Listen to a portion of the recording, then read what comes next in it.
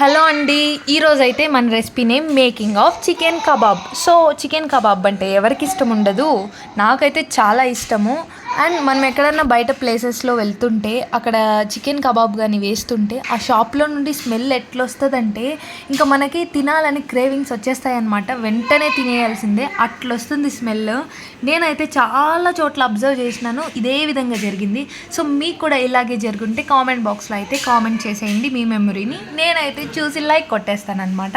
ఇంకా తర్వాత చికెన్ కబాబ్కి వస్తారా, అది మనకి ఇష్టం వచ్చినట్టు వేసుకోవచ్చు. కొంతమంది ఓన్లీ ఉప్పు కారం వేసుకుంటారు, ఇంకొంతమంది మసాలాలతో వేసుకుంటారు, ఇంకొంతమంది వాళ్ళకి నచ్చినట్టుగా ఫుడ్ కలర్ వేస్తారు, ఫుడ్ కలర్ వేయకుండా చేసుకుంటారు.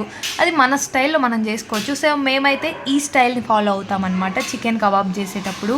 ఇంకా చికెన్ కబాబ్ గురించి చెప్పాలంటే యమ్మీగా వచ్చేసింది. హ్యాపీగా తిని పడుకునేసామన్నమాట. So thanks for watching.